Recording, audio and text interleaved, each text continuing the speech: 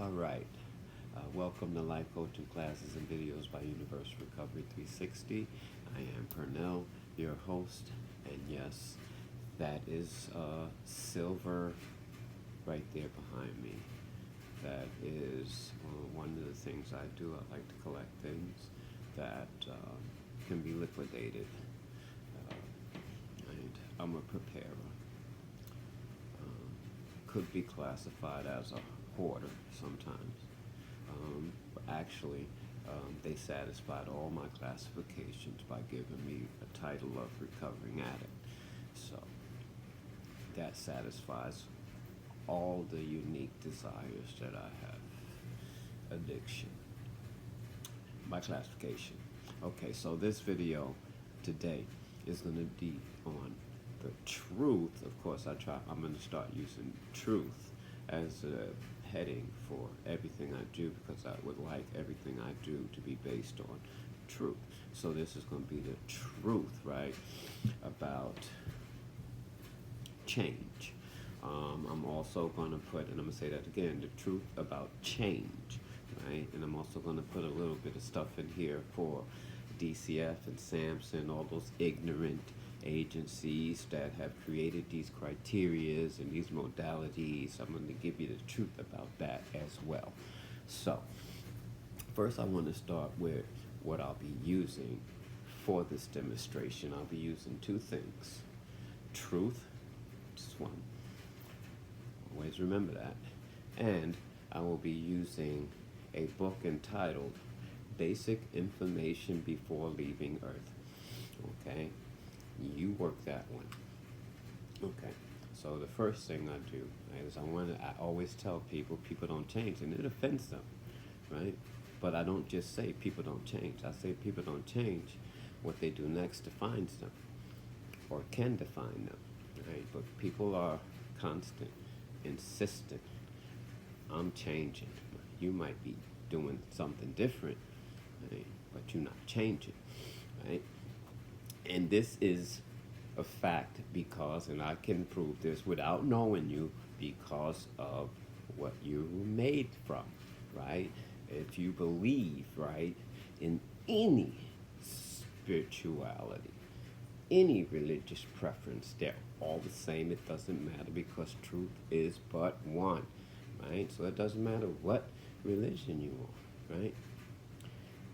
You were made in the image, right, and likeness. And one of the likenesses that is stated consistently, right, is that our Father, right, that is a biblical term, right, is always and forever the same yesterday, today, and forever, right? That's what we say. Right? The same yesterday, today, and forever, right? Now, me, I'm 26. Let's just say I'm a 26-year-old, right? Our Father has not changed literally in forever. And you got 26 little years under your belt, and you have decided that you don't like what it is you are, and you're going to change. Your Father, which is your age times infinity, right, hasn't changed once. The same yesterday, today, and forever. But you're going to change. Please, right? Please, right? Here's what I want to tell you, right? Right? Now that hopefully you have something to compare when I say people don't change, you have something to compare it to, and the reason why I say it, right? So here's going to be some examples of how, right, even though I'm still the same person, I have not changed, right? I feel better and I do better, right, daily, right? Still the same person, right? I make better decisions, right? And what I've learned through my process of making better decisions is that there are some religions that call like love, truth, peace, freedom, and justice like the five highest principles known to man, but they're also known as the most simplest, right? It's real simple. Love is simple. Truth is simple. Peace, freedom is simple. Justice, simple process. Does does happen, right? Does happen, right? So, when you think about doing something different, right, you have to think about doing something different through some kind of a principle, right? So, what I've learned is, right, so I've followed a bunch of different spiritualities and dialects and belief systems, and I've studied a few different things in my lifetime because I was blessed to have that as something that I like doing, right? And what I came across is that everybody has that same process. Everybody has the same process. I'm not the only one that's the same yesterday and today and forever because I wasn't the only one born in the image and likeness, right? So what I had to do is realize that I don't change, you don't change. Sorry.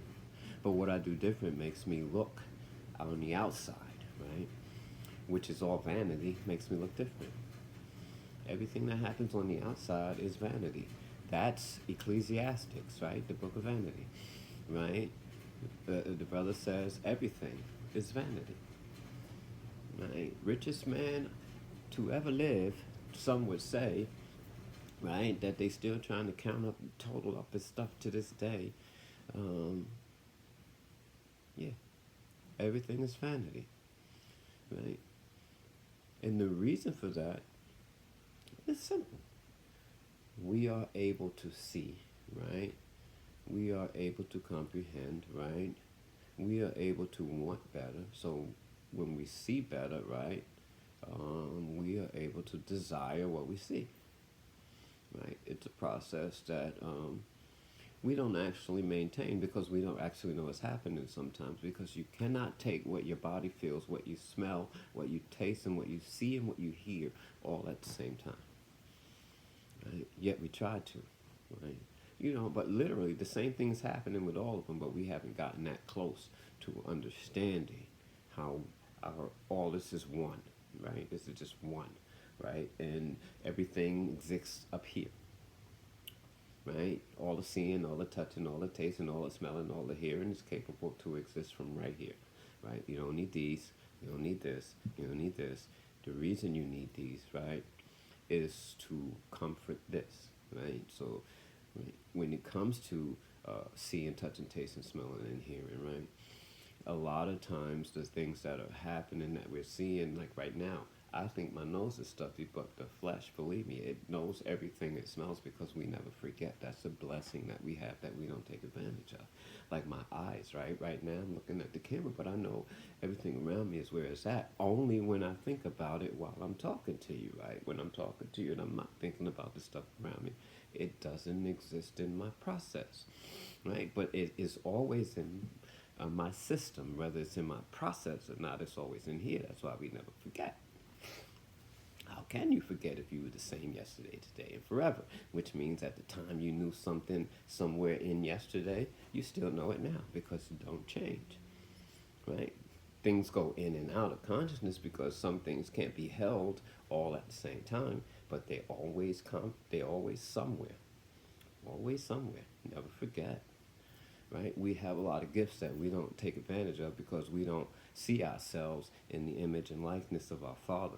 We see ourselves as not worthy. We see ourselves as guilty of something. We see ourselves as terrible people when in comparison to something or someone as pure as that. But the reality is we are equal, right?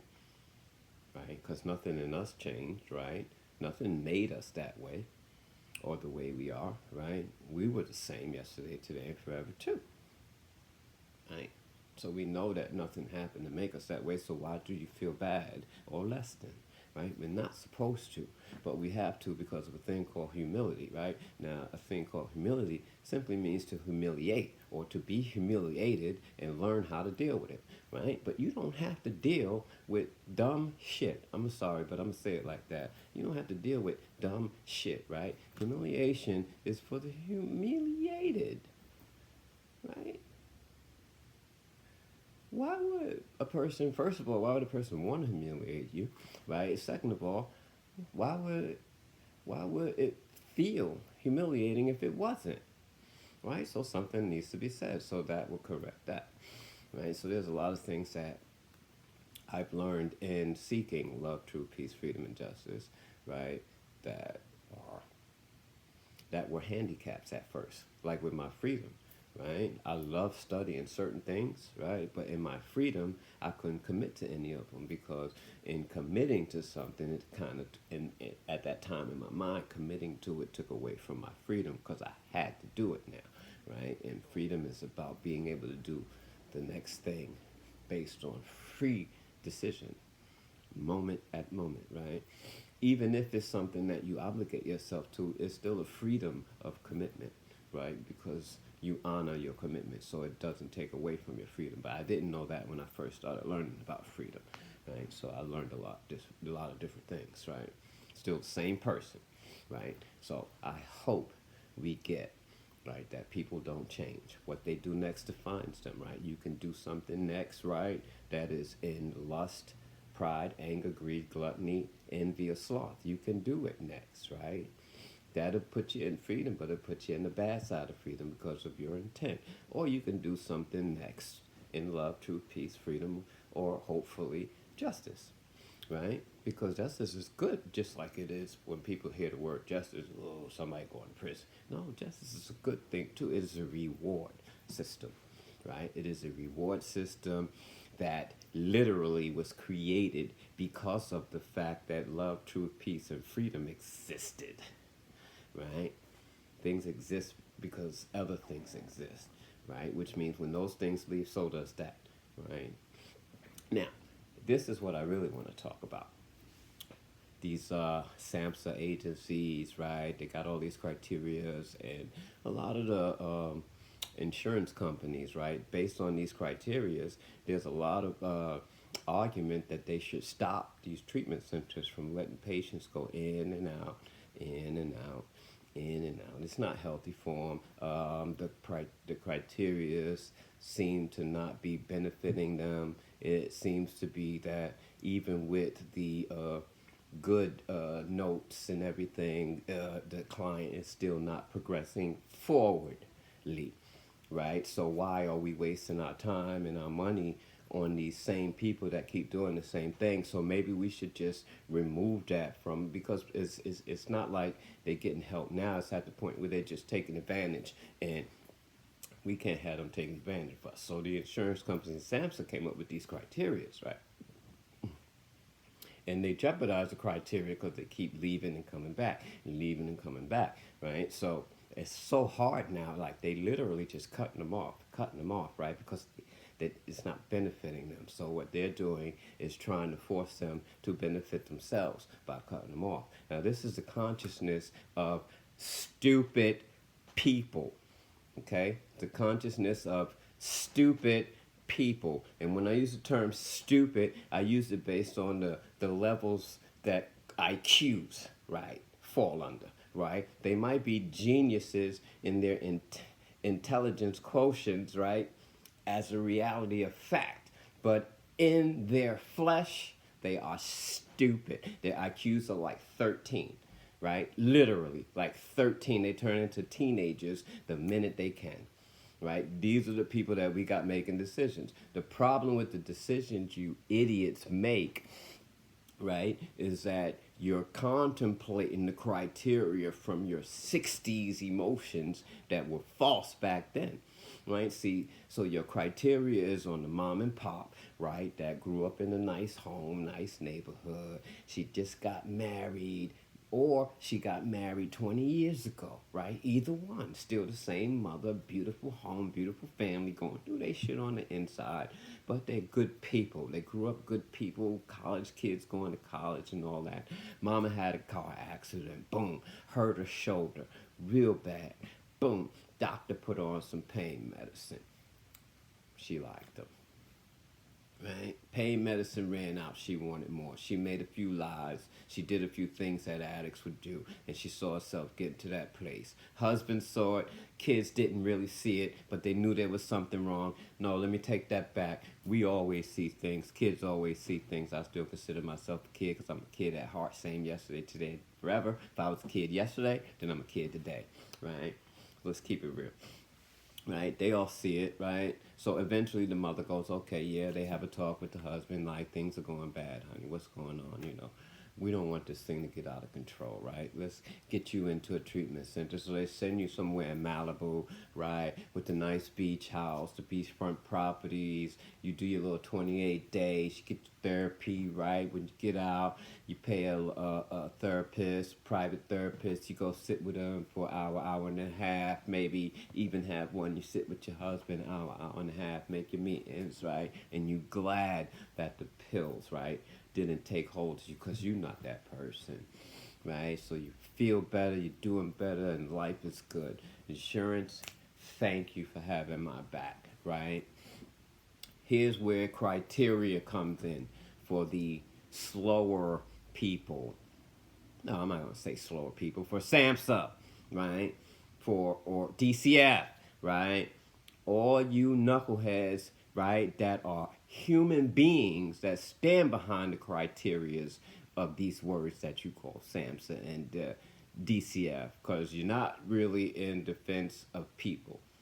Right? And I'm gonna clarify that, right? You just authorized, right, to fuck with people you think are worse defense than you are. That's it, right?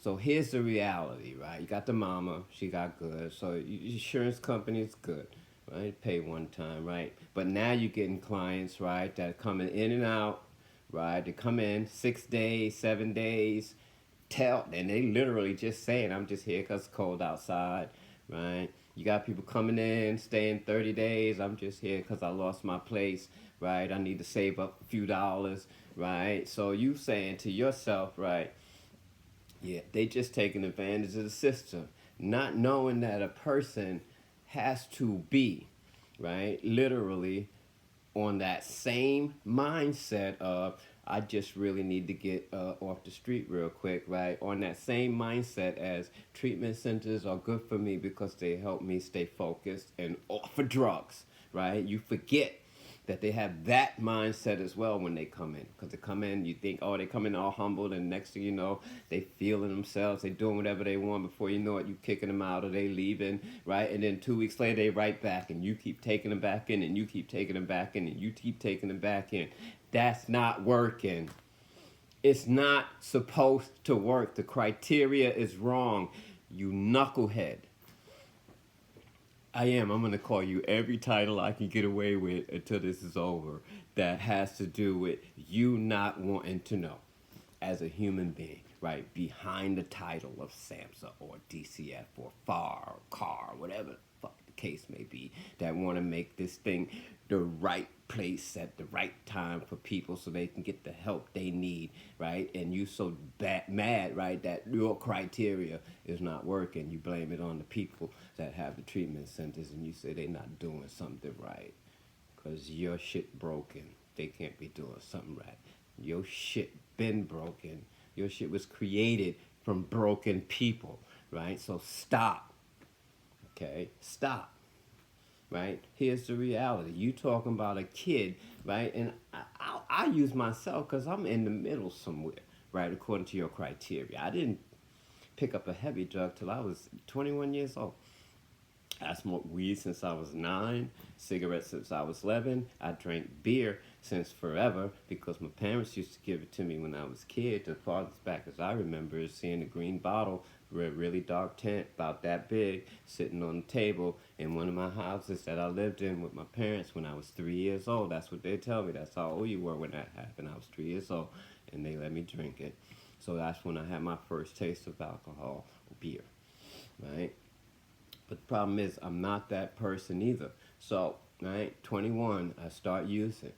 I use, I use, and I become a very terrible person, right? To some people would say he changed. You weren't like that before. Now look at you. You're homeless. You're stealing from your friends. You're stealing from your parents, right? You are disgrace to the entire neighborhood. Nobody want to know you. You stink. You smell bad. You look bad. You don't even care, right? All those things. But realistically, right, I'm still the same today, that day, right? Yesterday and forever. But nobody sees the Purnell before the drugs, right? Until it's time to compare them, right? I'm not. There's not two different people. That's why it never hurt me when people say that. It used to be this, used to be that. What happened to you? Look at you now. I was always the same person. That was you seeing things and changing me and making me this and making me that. But that was your creative imagination, and I was entitled. You were entitled to have it. I knew that back then. I just didn't function knowing it like I do now. There's a difference, right? But again, right, I became that terrible person, and then when I got clean, right, I realized that I had an illness called sickle cell, right? I've had doctors in New York tell me if the only time you're not sick from your sickle cell is when you're on drugs, maybe you should take drugs. I swear that, because I'm using terminology you guys respect, right? When I say I swear, put my hand on the Bible, I swear, right? The doctor said that to me, right? It was at that hospital on 96th Street in Manhattan, on the hill. I keep forgetting Metropolitan Hospital, something like that. It was a female doctor, she's about 34 years old. And she was like, "Listen, look, right? You living in a one room, one of them state $215 a month rooms, right? You ain't got no insurance. The insurance you have is Medicaid, right? And you got an illness that nobody here really knows. So we can't do anything about it. But if you figured out a way to do something about it, then you should stick with that, right?" And that's literally what she told me, right? But I saw what she told me as a gift back then because I was an addict, right? And now it's like doctors said I should use it, so you can't really be mad at me. But today I see that that was the wrong mindset. But back then it satisfied my need to continue to use, right? I've had the military tell me I would be no use to somebody before, no use to anybody before I'm 21. I took that to heart, but I didn't take it to heart because I knew they didn't know me, right? But there was a part of me that took it to heart, right? And that's the thing about, they call it the boob tube and all that shit. That's why people tell you don't watch TV. It's crazy. It's a setup. It's not. It's just what you not prepared, right, to hit you, to come in you when you're not looking, right? There's a lot of stuff that's going to be said that's going to emotionally connect with you. It's going to take you in different directions and control part of you that you're not aware of. Part that you are aware of is going to ignore it, but it's almost like the senses, seeing, touch, taste, smell, and hear, and it's all happening, but I can't catch it all. And that's why they call it the boot tube, right? People tell you don't do things, they don't tell you why. So I'm going to tell you why, because I deal with truth, right? So now, Samsa, back to you idiots. Yeah, I told you I'm going to keep saying it.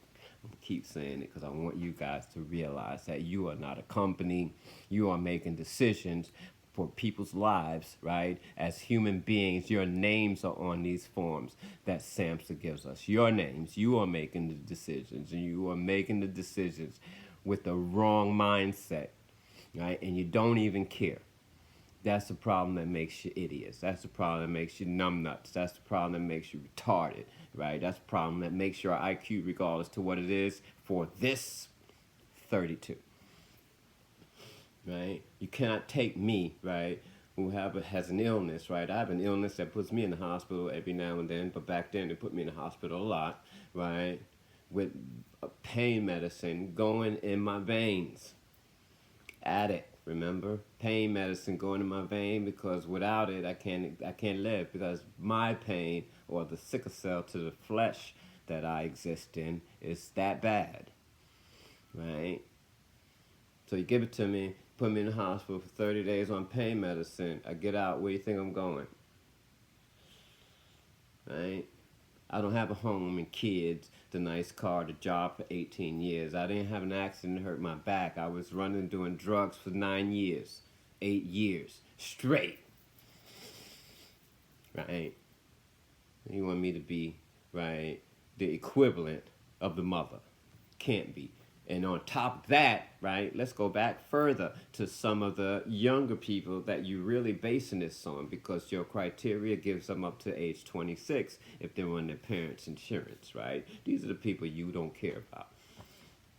And the reason I say that is because you're stuck in the criterias and not the reality, right? And at the end of the day, your attitude about your criterias are on king's ransom mode, where you think that your criteria is so correct that you don't have to care about what people are saying. So your nose is snubbed up, right?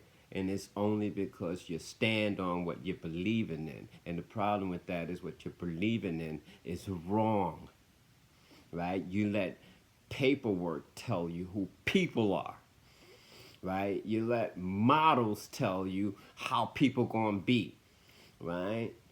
You let notes define flesh. You let ideas, right, and ideals define your children. And that's why you're numb nuts. You got 13-year-olds, you numb nuts. You got 13-year-olds who are born into drug-addicted mothers and fathers, right? Because we're still in that era, right? Drug-addicted mothers and fathers. They knew what heroin was when they were 3 years old. They've been shooting it in their arms since they were 11. And now they're 24 and 25, and you can't wait for them to turn 26 because they're wasting your time. Because your criteria says that they're, what they call it, a menace to society, never going to change, never going to do nothing different. Shit, you guys let me out and told me I had a projected return date of 11 months because I was going to get out, try to do good, fall back into what I normally do, and end up back in prison. That's how you saw me on paper. Look at me now. Look at me now. Look at me now. Right? Because you guys are idiots. I used to let you guys, I used to believe in what y'all said. Doctors,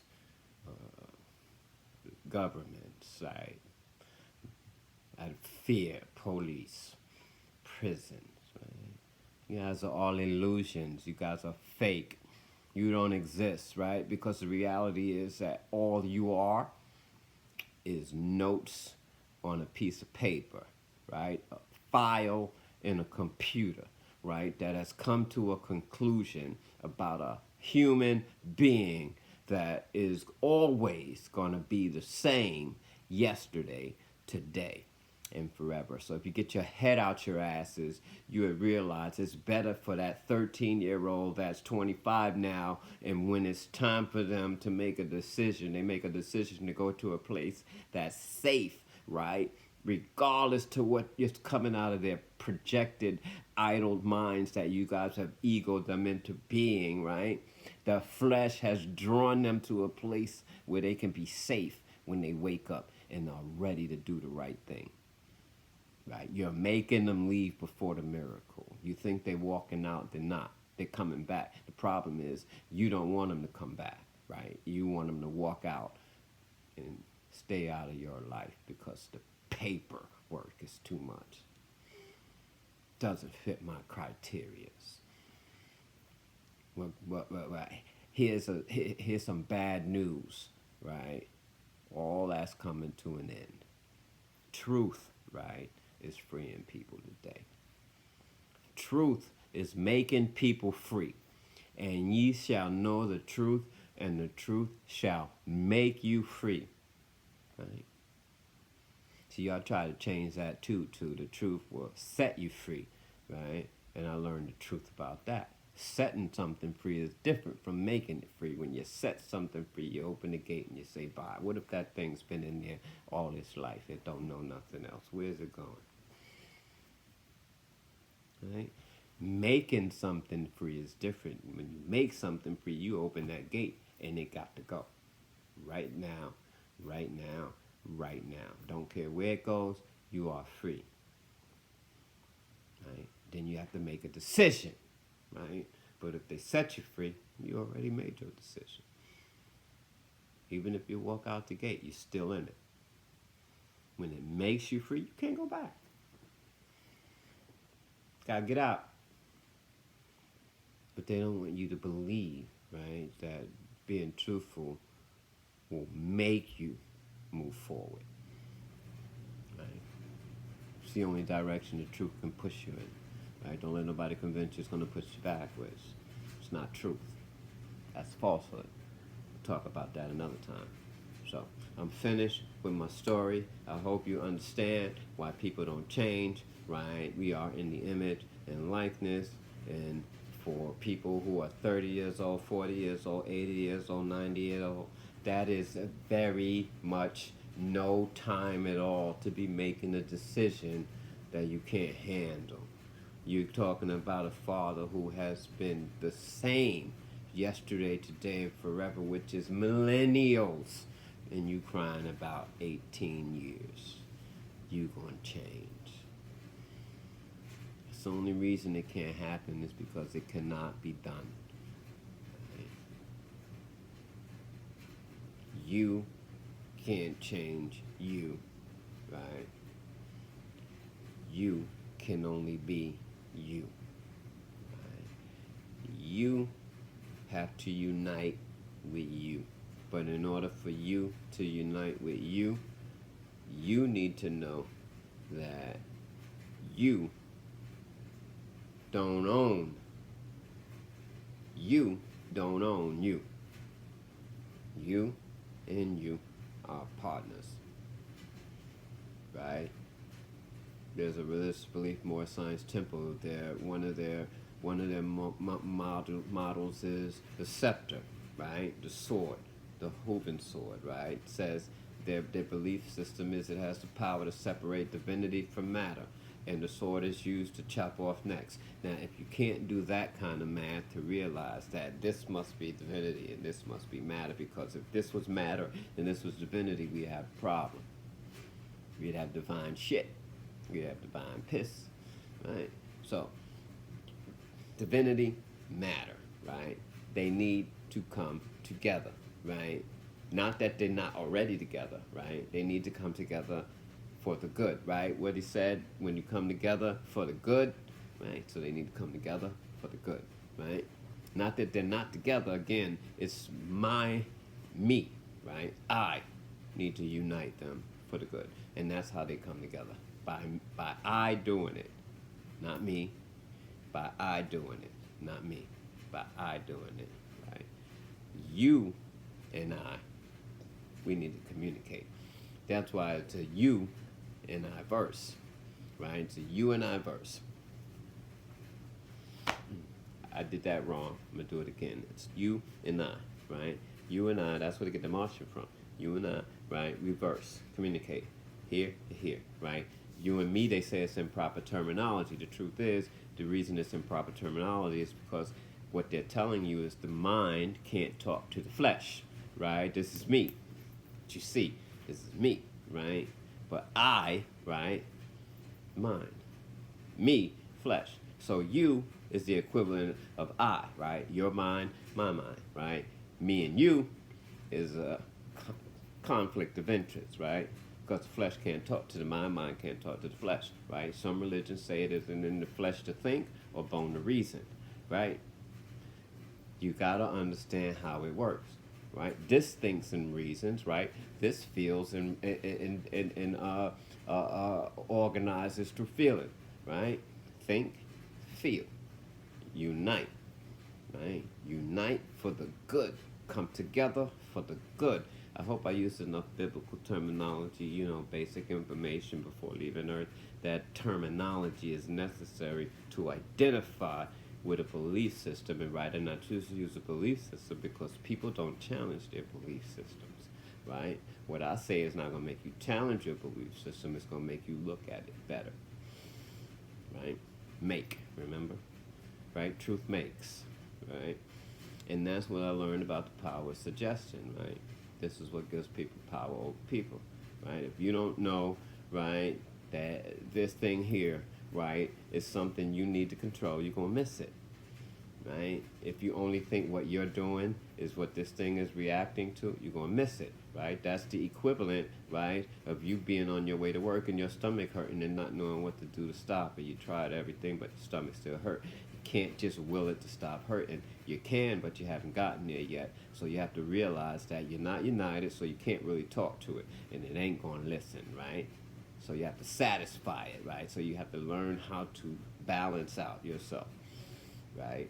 That is why truth, love, I say it in the order that I trained in so that I can comfortably understand what I say. Love, truth, peace, and freedom, right? And if one of those things are violated, justice must or will take its course, right? Justice, not me. Justice, right? My love, my truth, my peace, my freedom, my justice, but not me doing it, right? My love, right? Not me loving. My truth, right? Not me truthing. My peace, right? Not me peacing. My freedom, right? Not me freedoming, right? Those are things that exist here, right?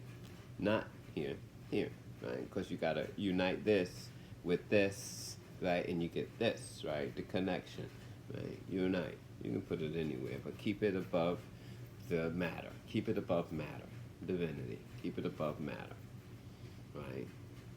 It's like doing fractions. You got line, top, bottom, different, right? That means that makes them different. Different. Different, right? All right, 36.08 seconds. Gotta go. Love you. Hope you understand. People don't change. What we do next defines us, right?